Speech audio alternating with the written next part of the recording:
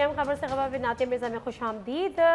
नाज़रीन, आज जिसको हम कहते हैं ना कि तब्दीली आ नहीं रही, तब्दीली आ गई है, तो हकीकी तब्दीली अभी दोबारा एक और तब्दीली आई है। वो ये कि वफाक में हमने देखा था कि एक शायद 6 दिन कबल जो तब्दीली आई थी, जिसके नतीजे में हुकूमत बदली थी, वज़ीर आज़म बदले थे शहबाज शरीफ साहब, और आज ये तब्दीली पंजाब में भी आ गई है। वहाँ पर शहबाज शरीफ साहब के साहबजादे हमजा माज़रत के साथ हमजा शहबाज अब वहाँ के वज़ीर आला बन गए, और उनके वज़ीर आला बनने में जो कुछ आज हमने पंजाब असेंबली में देखा, मैं फिर यही बात हमेशा कर रही होती हूँ कि हम ये अब शायद हम ये कहने के काबिल भी नहीं रहे कि हमारे सर जो है वो शर्म से झुक गए हैं, क्योंकि अब ये मनाजिर इतने ज़िद्देआम हो गए हैं। अब कभी फ्लोर ऑफ द हाउस, हम पार्लियामेंट में ये चीज़ें देख रहे होते हैं, कभी असेंबलीज़ में ये चीज़ें, प्रोविंशियल असेंबलीज़ में भी देख रहे होते हैं, और अब तो हम ये सियासी दंगल हर जगह ही देख रहे हैं। जब हम सियासी दंगल की बात करते हैं तो एक और सियासी मैदान सजा है, वो कराची में सजा है। PTI अपना जलसा, जो एहतजाजी जलसों की उसने कॉल दी थी, पहला लाहौर,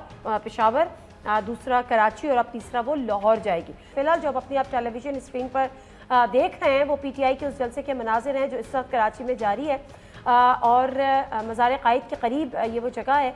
कराची का वोटर, इस पर कोई शक नहीं कि काफ़ी हद तक मायूस भी था, काफ़ी हद तक गुस्से में भी था, और काफ़ी हद तक PTI से नाराज़ भी था। लेकिन ये PTI को लोगों का कहना यही है कि एक नई लाइफलाइन मिली है, जिसके नतीजे में चाहे वो पेशावर का नाराज़ वोटर हो, चाहे वो कराची का नाराज़ वोटर हो, वो दोबारा से PTI में वापस आया है। अब देखना ये है कि जब लाहौर में जलसा होगा तो फिर वहाँ पर क्या होगा। कराची की जो पॉलिटिकल सिचुएशन है उस पर हम मज़हर अब्बास साहब का तज्जिया भी लेंगे कि वो कराची के इस जलसे को, PTI के इस जलसे को किस तरह से देखते हैं। और अहम सवाल ये है कि जो जलसे जुलूस हो रहे होते हैं वो अपनी जगह होते हैं, लेकिन ये जलसे जुलूस जो हैं वो वोटर में जो यहाँ के जो लोग होते हैं, जो क्राउड होता है, वो वोटर्स में कन्वर्ट होता है या वो नहीं होता है, ये सबसे बड़ा अहम सवाल होगा। इसका जवाब हमें मज़हर अब्बास साहब देंगे। फिल वक्त अब से कुछ ही देर बाद जो पहले प्रोग्राम शेयर हुआ था उसमें यह था कि इमरान खान साहब 8 से बल्कि 9 बजे तकरीर करेंगे, लेकिन अब ये हुआ था कि बाद में उनकी कोई अपनी मसरूफियात भी थी, कराची वो पहुंच गए। इमरान इस्माइल साहब के घर पे उन्होंने अशाया भी था उनका, कुछ लोगों से उन्होंने मुलाकात भी करनी थी, और उसके बाद वो जलसा गाह पहुँचेंगे। और उसके बाद ज़ाहिर है कराची है, रोशनियों का शहर है, कहा यही जाता है कि कराची के लोग की जो रातें हैं वो उनके दिन का समा है। इमरान खान साहब ने जो है वो अपने खिताब का आगाज़ कर लिया है। मैं यहाँ पे एक ब्रेक ले लेती हूँ, और ब्रेक से वापस आते हैं तो मज़हर अब्बास साहब भी हमारे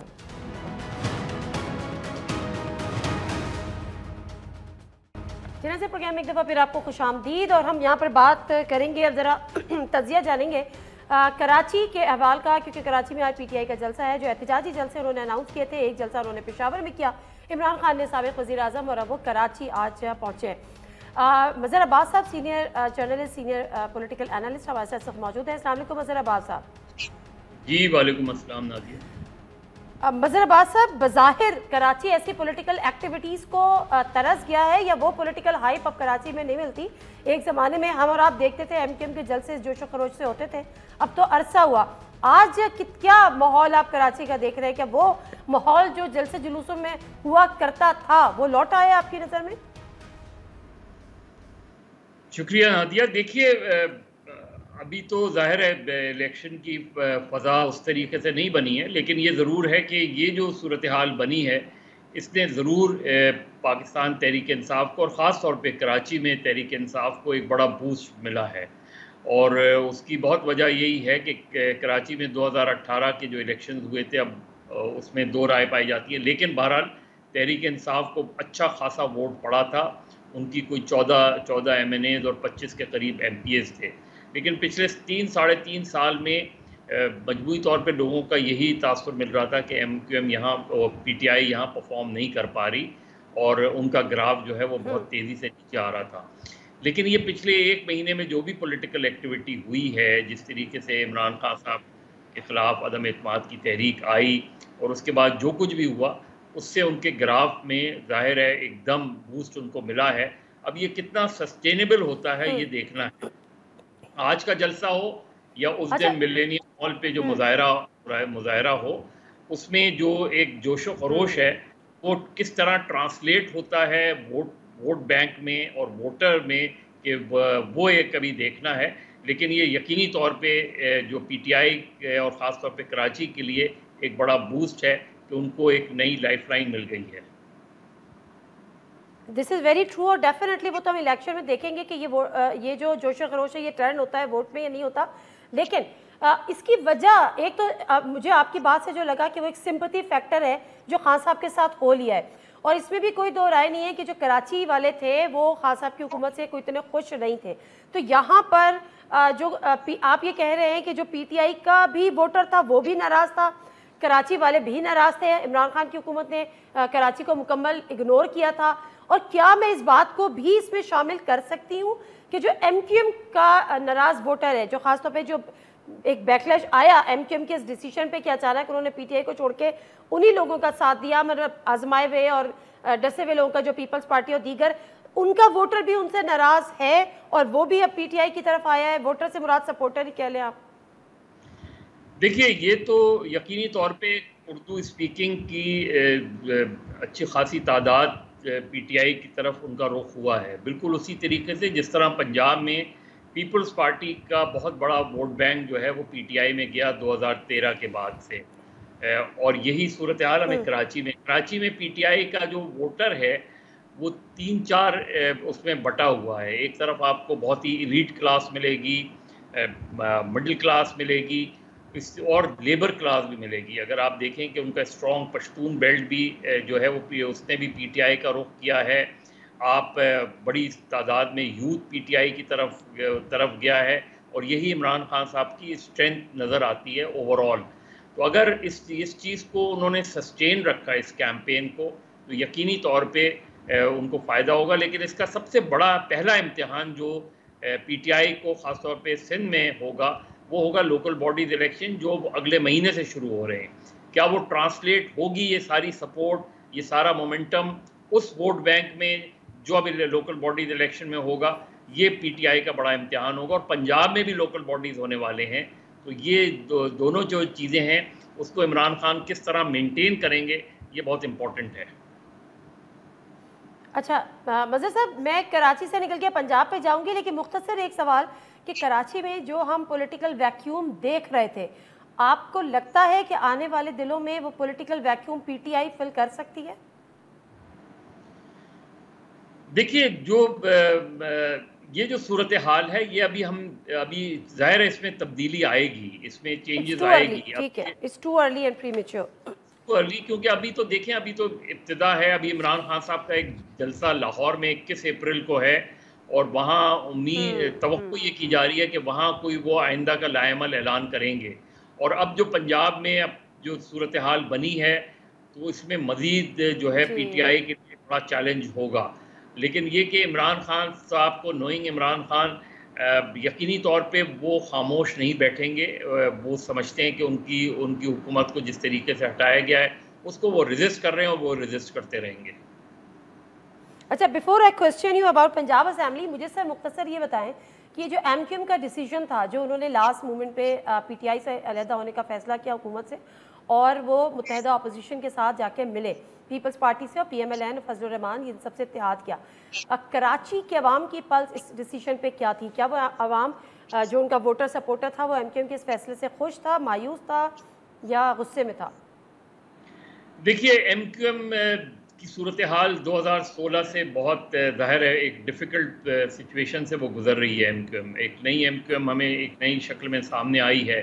ان کے لیے یہ آسان نہیں تھا یہ جو فیصلہ تھا، اور ابھی بھی آسان نہیں ہے. اور دیکھنا یہ کہ اگر پیپلز پارٹی اور ایم کیو ایم کا معاہدہ جو ہے وہ اس کی ایک عملی شکل ہمیں سامنے نظر آتی ہے، وہ عملی طور پہ جو ہے چیزوں پہ امپلیمنٹ ہونا شروع ہوتا ہے، تو یقینی طور پہ ایم کیو ایم اپنے ووٹر کو یہ باور کرانے میں کامیاب ہوگی کہ جی ہاں انہوں نے جو معاہدہ کیا اس کی عملی شکل سامنے آ رہی ہے. اگر ایسا نہیں ہوتا، اگر عمل درآمد نہیں ہوتا اور ایک مرتبہ پھر ایک دراڑ پڑ جاتی ہے پیپلز پارٹی اور ایم کیو ایم کے درمیان، تو ظاہر ہے ایک آلریڈی اردو اسپیکنگ ان کا جو سپورٹر ہے وہ کنفیوژن کا شکار ہے. لیکن اگر معاہدے پہ عمل نہیں ہوا تو اس کا ایم کیو ایم کو بہت شدید نقصان ہوگا، اور صرف ایم کیو ایم کو یہ نقصان نہیں ہوگا، پیپلز پارٹی کو بھی نقصان ہوگا، اور اس کا لامحالہ فائدہ یا تو پی ٹی آئی کو جائے گا یا دیگر جماعتوں کو جائے گا. ٹھیک ہے. اچھا سر، پنجاب اسمبلی میں آج جو کچھ ہوا وہ ہم نے دھکم پیل پہلے بھی دیکھی تھی, گتم گتھا بھی ہوئے تھے, لیکن جس طرح سے ڈپٹی اسپیکر پر حملہ آور ہوئے, لوٹوں کی بارش ہوئی, ان کو گھسیٹا, مارا, مکے گھوسے, اس کے بعد ان کے بال تک نوچے. سر یہ آگے آپ یہ کون سی سیاست, گالم گلوچ سے نکل کے مارم کٹائی والی سیاست آگے آنے والے وقتوں میں دیکھ رہے ہیں؟ کیونکہ میں تو ابھی چودھری فواد حسین صاحب کی ایک ٹویٹ دیکھ رہی تھی, میں اپنے ناظرین سے بھی شیئر کروں گی, کہ انہوں نے تو we are inches away from full flat civil unrest. Imran Khan has exercised utmost restraint. Very soon even he won't be able to stop the very angry mob and we will see country plunging into civil unrest. Imported leader will not be able to leave the country. سر یہ کس طرف اشارہ دے رہے ہیں اور یہ کیا چاہ رہے ہیں؟ civil unrest, what does it mean? دیکھیے فواد چودھری صاحب یا پی ٹی آئی کے لوگ ہوں یا دوسری جماعتوں کے لوگ ہوں, احتیاط کرنی چاہیے. اس طرح کا سوشل میڈیا کے اس دور میں اس طرح کی چیزیں جو ہیں وہ بہت خطرناک ہوتی ہیں, اور یہ جو چیزیں ہیں یہ اس کی عملی شکل میں اگر یہ سامنے آ گئیں تو ظاہر ہے کچھ نہیں بچے گا. لیکن میرا خیال ہے فواد چودھری صاحب جو ایک سیزنڈ پولیٹیشین ہیں, ایک بڑے پرانے سیاسی گھرانے سے تعلق ہے, ان کو احتیاط کرنی چاہیے اس طرح کی بات کرتے ہیں. ہم سب کو وہ خدشات ہیں, ہم سب کو وہ اپریہنشنز ہیں کہ ملک کس طرف جا رہا ہے. ایک عدم برداشت جو ہے وہ معاشرے میں پھیلتی جا رہی ہے. لیکن جب اگر کسی لیڈر کے, کسی پبلک فگر سے یہ باتیں آتی ہیں تو اس کا لامحالہ اثر جو ہے وہ ان کے سپورٹرز اور ورکرز پہ جاتا ہے. کوئی کسی طرح سے بھی ریئیکٹ کر سکتا ہے. تو میرا خیال ہے کہ پاکستان کے سیاستدانوں کو یہ ضرور سوچنا چاہیے کہ جب وہ سوشل میڈیا پہ اس طرح کی پوسٹ ڈالتے ہیں تو اس کے اثرات بہت خطرناک ہو سکتے ہیں. بالکل درست, بالکل درست. بہت شکریہ مظہر عباس. یہ جو 1.5 سال کا یا 1 سال کا جو بوجھ ہے, کیا موجودہ حکومت یہ اٹھانے کے لیے تیار ہے, وہ اٹھا پائے گی؟ اس پہ ہم خرم دستگیر صاحب سے بات کریں گے. میں ایک بریک لے لیتی ہوں, بریک سے آپ ساتھ ہیں فیاض الحسن چوہان صاحب ہمارے ساتھ ہوں گے. ذرا جاننے کی کوشش کریں گے کہ جب آپ کے پاس نمبر گیم نہیں تھی, جب آپ کے پاس ووٹ نہیں تھے, آپ کے لوگ آپ کے ساتھ نہیں تھے, تو یہ جو سارا ایپیسوڈ ہوا, جو میدان جنگ بنا, اس کی کیا وجہ رہی؟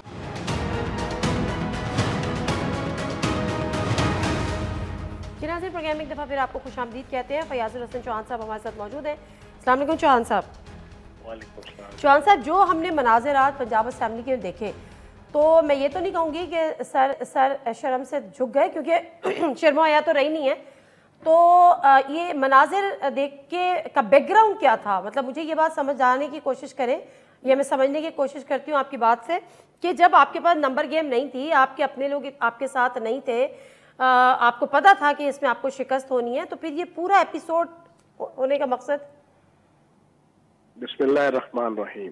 دیکھیں, بنیادی طور پر جب یہ دوست مزاری کہ جو واضح طور پہ جو ہے وہ نون لیگ کے ہاتھوں بک چکے تھے, اور بکے بھی پورے فیملی پیکج کے ساتھ تھے, تقریباً 20 سے 25 کروڑ جو شنید ہے کہ ان کے چچا ریاض مزاری اور بھائی اور یہ مل کے, چلو عدالت کی طرف سے ہوا کہ یہ کروائیں گے. یہ آئے ہیں اپنے ساتھ پولیس کو وردی میں اور سول میں لے کر جناب اندر داخل ہوئے ہیں. یہ پاکستان کی ہسٹری میں کبھی نہیں ہوا کہ اسمبلی کے اندر پولیس آئے. ان کے کچھ دوست ہیں جو ہماری پارٹی کے اندر جو ذاتی کلوز دوست, وہ ان کی طرف بڑھے ان کو سمجھانے کے لیے کہ یہ آپ نے کیا حرکت کی ہے. اس کے اوپر پولیس والوں نے جناب ان کے اوپر ہاتھ اٹھایا, جس سے پھر یہ سارا دنگا فساد شروع ہوا. اچھا, تو بات یہ ہے کہ آج صبح, ایک سن لیں تسلی سے میری بات سنیے, آج صبح بسوں میں بھر کے وہ کھوتے, وہ خچر, وہ گھوڑے, وہ لوٹے, ان کو لے کر جن کو پچھلے 20-25 دنوں سے جناب یہ مختلف ہوٹلوں میں چھپاتے پھر رہے تھے, اور جب ہوٹل بدنام زمانہ ہو جاتا تھا, جیسے گلی محلے کے اندر کوئی گھر بدنام زمانہ ہو جائے تو وہ کسی دوسرے محلے میں گھر لے لیتے ہیں, اسی طریقے سے وہ لوگ اکٹھے لے کر آئے.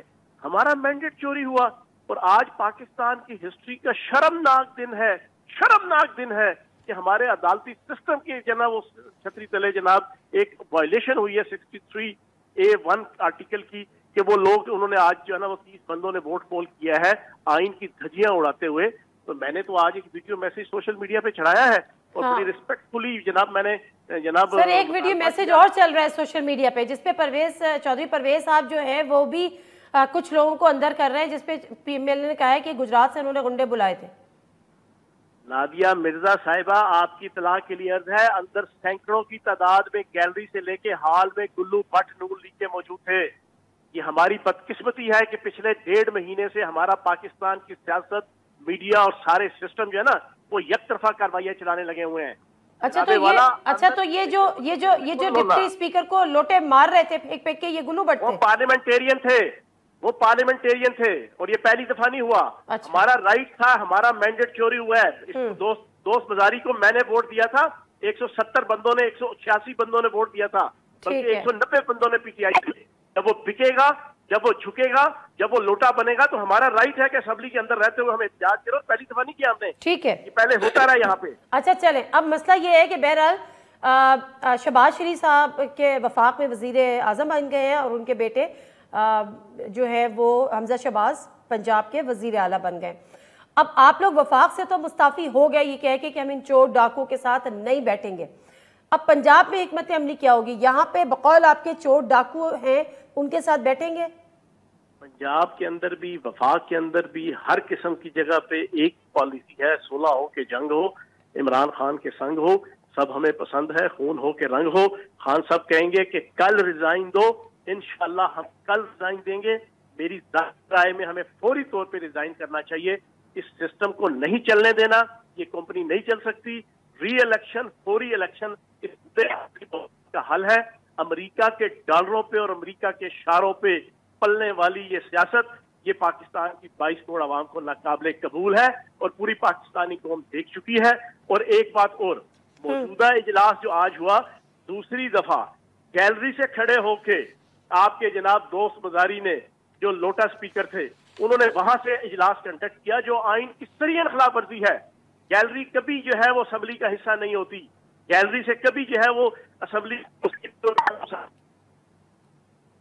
لیکن آج اس کی سرپرستی میں. اچھا، یہ جو چودھری پرویز الہی صاحب کے ساتھ ہوا ہے، میں اتنی مذمت کروں گا چودھری پرویز الہی صاحب کو. نون لیگ کے گلو بٹوں نے وہاں پہ اندر ان کے اوپر قاتلانہ حملہ کیا، ان کو مارا پیٹا، ان کی ہڈی فریکچر ہوئی ہے. وہ اب تھانے پہ قلعہ گجر سنگھ میں جناب ایف آئی آر کٹانے گئے ہیں. چلیں، دیکھتے ہیں، میرے خیال فوٹیج بھی آئے گی سامنے یقیناً. اگر ان کو کسی نے دھکا دیا ہے، مارا ہے، تو اس کی بھی ویژول فوٹیج ہوگی. قاتلانہ حملہ ہوا ہے، کیوں کوٹ کے بیان کرتی ہیں، چیزیں کھل کے بیان کرتے ہیں. اگلے بیچارے بزرگ آدمی ہے، پاکستان کے سینئر. میں تو انتہائی مذمت کرتی ہوں. میں کہہ رہی ہوں کہ ان کی تو ایویڈنس بھی سامنے آنا چاہیے، فوٹیج بھی سامنے آنا چاہیے، مکمل تحقیقات ہونی چاہیے. جنہوں نے ان کے اوپر قاتلانہ حملہ کیا ان کو سزا بھی ملنی چاہیے. بالکل صحیح ہے، بالکل صحیح. ٹھیک ہے، thank you very much Fayyaz ul Hassan Chohan Sahib. یہاں پر ہم بات پنجاب کی، لیکن پنجاب اسمبلی میں جو ہوا وہ یقیناً تاریخ میں کچھ اچھے الفاظ میں نہیں لکھا جائے گا. اس کو لوگ بلیک ڈے کے نام سے بھی منسوب کر رہے ہیں، لیکن بہرحال تالی دونوں ہاتھوں سے ہی بجتی ہے. جس سے بھی ایک بات کرو تو وہ تھوڑا ناراض بھی ہو جاتا ہے. لیکن جس طرح سے مظہر عباس صاحب یہاں پر کہہ رہے تھے کہ یہ باتیں جو کہا جا رہا ہے کہ جی ملک خانہ جنگی کی طرف چلا جائے گا اور پھر عمران خان صاحب بھی نہیں روکیں گے، تو اس میں میرا خیال ہے پاکستان کے لیڈرز کو، سیاسی جماعتوں کے لیڈرز کو احتیاط کرنی چاہیے. مختصر سا بریک لیتے ہیں. خبر یہ بھی ہے کہ کابینہ ابھی تک نہیں بن سکی ہے، نام شارٹ لسٹ ہو گئے. ایم کیو ایم نے منع کر دیا کہ ہم نے وزارتیں نہیں لینی. اس حکومت کے چیلنجز کیا ہوں گے، ترجیحات کیا ہوں گے، نئے انتخابات کے بارے میں کیا سوچ رکھا ہے، کتنے دن حکومت کریں گے. مختصر سا بریک لیتے ہیں، واپس آئیں گے. خرم دستگیر صاحب ہمارے ساتھ ہوں. ناظرین، ایک دفعہ پھر پروگرام میں خوش آمدید. اور جو صورتحال ہے اس وفاقی سطح پر، وفاقی حکومت کو بنے ہوئے تقریباً جو نئی حکومت کی تبدیلی کو ہم کہہ لیں 6 دن ہو گئے ہیں اور وفاقی کابینہ اب تک تشکیل نہیں پا سکی ہے. کیا وجوہات ہیں، کیا فارمولہ ہے جو مخلوط حکومت کو بھی اس میں سب کو کابینہ میں شرکت ان کی لازمی یا کوشش کی جائے گی، کس فارمولے کے تحت کی جائے گی، اور بہت سارے چیلنجز، ترجیحات کیا ہوں گی.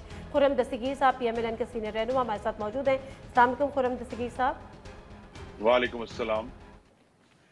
خرم دستگیر صاحب ذرا بتائے گا کہ یہ جو آوازیں اٹھ رہی ہیں کہ جی 6 دن ہو گئے آپ کی حکومت، آپ کو تبدیل بھی ہو گئی، آپ کو نئی حکومت مبارک بھی ہو، جو کابینہ کی تشکیل ہے اس کے بارے میں کیا ہے؟ کیا کوئی رکاوٹ ہے؟ کوئی تھوڑا سا ابھی مسائل درپیش ہیں؟ نام فائنل نہیں ہوئے ہیں، کب تک بن جائے گی سر؟ جی، وزیر اعظم شہباز شریف تو آپ کو معلوم ہے کہ اپنے انتظامی لحاظ سے بڑی مہارت رکھتے ہیں، لیکن چونکہ ہمیں ایک بڑی وسیع کولیشن ہے جس کی یہ حکومت ہے، تو جو رکاوٹ ہے، جس کو آپ کہہ سکتے ہیں رکاوٹ، وہ یہ ہے کہ پاکستان پیپلز پارٹی اور کچھ عرصہ پہلے ایم کیو ایم، ان کے اندر ایک دو آراء تھیں کہ کیا اس کابینہ میں شامل ہونا ہے یا نہیں ہونا. تو پاکستان پیپلز پارٹی کی طرف سے اس وقت ان کی طرف سے ہمیں فائنل ورڈ کا انتظار ہے، کیونکہ کل شب تک تو ان کی طرف سے یہ اندیا تھا کہ وہ شامل ہوں گے، لیکن آج جب پارلیمان کے سیشن کے بعد جو زرداری صاحب آئے ہیں انہوں نے کچھ ایسی گفتگو کی جس سے یہ ظاہر ہوا کہ غالباً انہوں نے فیصلہ پھر جو ہے اس کو مؤخر کیا ہے۔ انہوں نے کچھ اس قسم کی گفتگو کی کہ پیپلز پارٹی کو شاید حکومت میں شامل نہ ہو، تو ہمیں ان کی طرف سے انتظار ہے کہ وہ اپنا ایک فیصلہ کر لیں۔ اس کے علاوہ تو تمام جو گفتگو تھی، مذاکرات تھے، وہ مکمل ہیں اور وزیر اعظم شہباز شریف بالکل تیار ہیں کابینہ کا اعلان کرنے کے لیے۔ اچھا ٹھیک ہے، خرم دستگیر صاحب جس بات کی زرداری صاحب کی طرف آپ اشارہ دے رہے ہیں، ایک مختصر سا کلپ ہے زرداری صاحب کا بھی اور اس کے بعد خالد مقبول صدیقی صاحب کا، وہ میں چاہوں گی ذرا چلانا، اس کے بعد آپ سے بات کرتی ہوں۔ میرا تو خیال ہے دوست پارٹی نہیں لے رہی ہے، چاہ رہے ہیں کہ دوستوں کو پہلے اکاموڈیٹ کریں۔ ہم وزارت لینے جا رہے ہیں، وزارت میں آ رہے ہیں آپ؟ اہم وزارت نہیں جی، وزارت نہیں جا رہے۔ کیوں سر؟ وزارت کیوں؟ اس لیے کہ وزارت سے باہر رہ کے زیادہ بہتر کام کیا جا سکتا۔ خرم دستگیر صاحب، صدر آصف علی زرداری صاحب نے بھی کہا کہ میرا خیال ہے وزارتیں نہیں لے رہے ہیں، ڈاکٹر خالد مقبول صدیقی بھی کہہ رہے ہیں کہ وزارتوں سے باہر رہ کے کام کیا جا سکتا ہے۔ ایک عام امپریشن یہ ہے۔ جی سر۔ جی، تو اس میں جو وزارتیں پہلے جن پر بڑی گفتگو ہوئی، مذاکرات ہوئے، اب اگر وہ ان دونوں ہمارے جو محترم لیڈران ہیں ان کی گفتگو سے اندازہ ہوتا ہے کہ اب وہ وزارتیں خالی ہیں اور ان کو دوبارہ، تو پھر جو ہے وہ تمام جو حساب کتاب ہے وزارتوں کا اور کس پارٹی کو کیا حصہ ملنا ہے، وہ دوبارہ سے اس کی کیلکولیشن ہوگی۔ اسی لیے غالباً آج متوقع تھا اعلان، لیکن وہ نہیں ہو سکا اور اب امید ہے کہ یہ کل انشاءاللہ اعلان ہو جائے گا۔ اوکے، تو جب آپ کے ان سے مذاکرات ہو رہے تھے تحریک عدم اعتماد کی کامیابی سے قبل، جب حکومت کا ساتھ چھوڑ کر، اتحاد چھوڑ کر ایم کیو ایم آپ کے ساتھ شامل ہوئی، تو اس وقت یہ باتیں ہوئی تھی کہ وزارتیں لینی ہیں؟ آپ نے کوئی آفرز کی تھیں اور انہوں نے کہا تھا ہم نے نہیں لینی، ہم ویسی جذبہ خیر سگالی کے تحت آپ کا ساتھ دے رہے ہیں؟ جی نہیں، یہ جو اتحاد بنا ہے یہ پاکستان کی چاروں صوبوں کی جماعتوں کا اتحاد ہے۔ اس کے اندر سیکولر جماعتیں بھی ہیں، مذہبی بھی ہیں، قوم پرست بھی ہیں، ایم کیو ایم جیسی جو سندھ کے شہری علاقوں میں بیسڈ جماعت ہے۔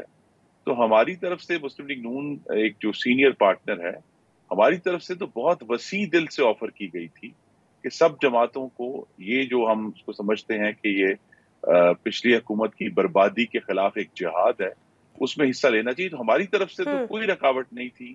ہم یہ ابھی بھی چاہیں گے کہ اگر وہ آج شب اپنا فیصلہ پھر تبدیل کر لیں اور کابینہ کا حصہ بنے، کیونکہ ہمیں مل کر جو ہے اس بات کی کوشش کرنی ہے کہ جس مقصد کے لیے عدم اعتماد کیا گیا تھا، اور وہ یہ ہے کہ وہ ہمارے جو لاکھوں کروڑوں پاکستانی بہنیں اور بھائی ہیں جو اس حکومت کی، جو عمران خان صاحب کی حکومت کی، جو خاص طور پہ اشیاء خورد و نوش کی مہنگائی ہے، بجلی کی مہنگائی ہے، پیٹرول کی مہنگائی ہے، اس سے وہ تنگ تھے، تو ہمیں ان کو ریلیف دینا ہے کہ اگر قیمتیں جو ہیں فوری طور پر کم نہیں ہو سکتی تو ان میں استحکام آ جائے، اور جہاں جہاں بھی بہتر انتظام کے ذریعے ان کو پاکستان کے رہنے والوں کو ریلیف دیا جا سکتا ہے کہ پاکستان سے جو گندم کی سمگلنگ ہے، ابھی یہ سیزن شروع ہونے لگا ہے، فصل کٹنے لگی ہے، تو اس کو روکا جائے گا تاکہ ملک میں گندم کی فراہمی بہتر ہو۔ جب فراہمی بہتر ہوگی تو قیمت بھی نیچے آئے گی۔ اسی طرح یوریا کی جو سمگلنگ ہو رہی ہے اس کو روکا جائے۔ تو ہم سب نے مل کر کام کرنا ہے، اور ابھی بھی ہماری خواہش ہے اور ہمارے دروازے کھلے ہیں کہ ہمارے تمام جو یہ پارٹنرز ہیں وہ کابینہ کا حصہ بنے اور ہم مل کر اس ملک کی بہتری کے لیے کام کریں۔ سر دیکھیں، ایک امپریشن تو یہ ہے کہ وہ شاید کابینہ کا اس لیے نہیں بن رہا ہے کہ وہ جو یہ جو سارا بوجھ ہے، یا جو 3.5 پونے 4 سال کی پی ٹی آئی کی گورنمنٹ کا جو یہ بوجھ ہے، وہ آپ اپنے اکیلے کاندھوں پہ اٹھا لیں تاکہ یہ سارا جو ہے وہ بیگیج آپ کے ساتھ جائے اگلے انتخابات میں۔ دوسری بات، آپ نے بات کی استحکام کی کہ اگر ہم قیمتیں کم نہیں کر سکتے تو کم از کم ہم ایک استحکام رکھنے میں کامیاب ہوں۔ پیٹرولیم پرائسز کی اگر میں بات کروں، آپ کو سمری بھیجی گئی، آپ لوگوں نے مسترد کر دی، ان کا کہ جی ہم ظاہر عوام اتنا بوجھ نہیں اٹھا سکتی، اور اگر آپ یہ کرتے تو ایک بہت بڑا آپ لوگ پہ بھی لوگ سوال کرنا شروع کر دیتے۔ لیکن شاہد خاقان عباسی صاحب نے کہا کہ یہ پاسبل نہیں ہے، ہم اس کو سسٹین نہیں کر سکتے، ہمیں اس کی ادائیگی کے لیے مزید قرضے لینے ہوں گے، ملک کی معاشی صورتحال مزید ویک ہو جائے گی۔ تو سر یہ بیلنس کس طرح سے رکھ پائیں گے آگے آنے والے دنوں میں؟ کب تک قیمتیں نہیں بڑھائیں گے؟ جی، بیلنس تو اس لیے رکھنا ہے کہ ہمیں پھر اور اس کا آلریڈی جیسے ہم کہتے ہیں کہ ایک معاشی ریویو اس وقت ہو رہا ہے اور بڑی تفصیل میں ہو رہا ہے، انگریزی میں کہیں گے گرینولر ریویو ہو رہا ہے کہ ایک ایک مد کو دیکھا جائے کہ کہاں حکومت پاکستان اپنے ترقیاتی اخراجات کم کر سکتی ہے، کہاں ایسی چیزیں ہیں اگر ہمارے پاس کوئی سرمایہ مختلف ہیڈز میں اویلیبل ہے اسے کنسولیڈیٹ کر کے کوشش ہماری پہلی جو مقصد ہے وہ یہی ہے کہ ہمیں پاکستان کے محنت کشوں کو، مزدوروں کو، کاشتکاروں کو، غریبوں کو ریلیف دینا ہے، اور اسی ترجیح میں اگر ہمیں کہیں اور قربانی دینی پڑتی ہے بجٹ میں وہ دی جائے، لیکن یہ حکومت اپنی پوری کوشش کرے گی کہ پاکستان کے غریب اور محنت کش جو ہیں جن کے اوپر ایک ناقابل یقین بوجھ پڑا ہے مہنگائی کا پچھلے خاص طور پہ اگست 2019 کے بعد سے، وہ اس کو کم کیا جائے. تو یہ ہماری پوری کوشش ہے.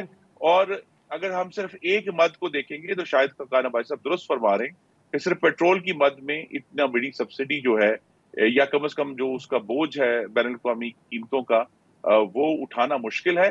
لیکن پاکستان کا جو بجٹ ہے اس کے اندر ہر کونا دیکھا جائے گا کہ اس سے پہلے کہ غریبوں سے یا محنت کشوں سے کوئی قربانی مانگی جائے، حکومت اپنا انتظام بہتر کرے، اپنا کیلکولیشن بہتر کرے، اپنے بجٹ کی جو مینجمنٹ ہے وہ بہتر کرے، وہ بہتر کر کے پھر پاکستانیوں سے قربانی مانگی جائے گی، اس سے پہلے نہیں.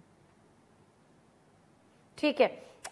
پی ٹی آئی کے لوگ مستعفی ہو گئے، آپ لوگ کو استعفے مل گئے. آج میں سن رہی تھی ایاز صادق صاحب کہہ رہے تھے کہ ان پہ انڈیویجول ویریفیکیشن کی ضرورت ہے، سب آئیں اور بتائیں. تو کیا آپ لوگ ان کے استعفے مستقبل قریب میں، راجہ پرویز اشرف اب اسپیکر بھی ہو گئے ہیں، تو تسلیم کر لیں گے، مطلب مان لیں گے، یا پھر 2014 والا ہوگا کہ نہیں جی ابھی رک جائے؟ اس وقت وہ واپس آ گئے تھے. ابھی کیا آپ لوگ کی حکمت عملی ہے ان کے استعفوں کے حوالے سے؟ ہماری یہاں بھی خواہش یہ ہے کہ اگرچہ پی ٹی آئی کا طریقہ کار اپنی حکومت میں مکمل طور پہ فاشسٹ تھا، اگر آپ کے ناظرین کو بھول گیا تو میں یاد کرا دوں کہ پچھلے سال بجٹ کے موقع پر ان کے وفاقی وزراء نے میزوں پر چڑھ کر leader of the opposition Shahbaz Sharif کو بجٹ کی کتابیں ماری تھی. لٹرلی میری گردن پر بھی ایک آ کر لگی تھی، اس کا زخم میں ابھی تک لے کر پھر رہا ہوں. تو جب اس طرح کی حرکتیں ہوئی ہیں، لیکن اس کے باوجود ہماری خواہش یہ ہوگی کہ وہ اپنے استعفے واپس لیں اور ایوان میں آ کر جن پاکستانیوں کی وہ نمائندگی کرتے ہیں ان کی نمائندگی کریں. دوسری بات اس میں جڑی ہوئی ہے، اور یہ بھی آپ کے ناظرین کو معلوم ہونا چاہیے کہ آئین میں پارلیمان کے رکن کے استعفے کا درج ہے باقاعدہ کہ ایک وہ اس کے اپنے ہاتھ کا لکھا ہونا چاہیے، الفاظ ہے ان ہز اون ہینڈ، اور دوسرا یہ ہے کہ جب وہ ان ہز اون ہینڈ اپنے ہاتھ کا لکھا ہوا استعفیٰ وہ دے گا تو پھر اسپیکر اس کو ویریفائی کرے گا، اس کو بلا کر کہ کیا آپ نے یہ استعفیٰ دیا ہے. دوسرا اس کے ساتھ جڑا ہوا ہے کہ اگر کوئی رکن جس نے اپنے ہاتھ کا لکھا ہوا استعفیٰ دیا ہے وہ ایوان میں کھڑے ہو کر فلور پر یہ کہہ دیتا ہے کہ میں نے استعفیٰ دیا ہے اور میں مستعفی ہونا چاہتا ہوں، تو اس کو بھی ایک انفرادی تصدیق سمجھا جاتا ہے. یہ دونوں کام پی ٹی آئی نے نہیں کیے اور غالباً جان بوجھ کر نہیں کیے. ان کے جو ٹائپڈ استعفے ہیں وہ تو اس وقت قابل قبول نہیں ہے، وہ آئین کی شک کے اوپر پورے نہیں اترتے. اگر وہ طریقے سے دے دیتے ہیں جو تھرو پراپر چینل، جو طریقہ کار ہے جو آپ آئین کا بھی ذکر کر رہے ہیں، تو پھر آپ لوگ بائی الیکشنز میں جائیں گے فوری طور پہ؟ جی اس وقت تک تو جو ہمارے الائنس ہے اس کی غالب رائے یہی ہے کہ اگر اکٹھے نہیں تو کم از کم فیزز میں جو استعفے آتے ہیں، کیونکہ ابھی یہ بھی واضح نہیں ہے کہ اصل میں کتنے استعفے ویریفائی ہوں گے.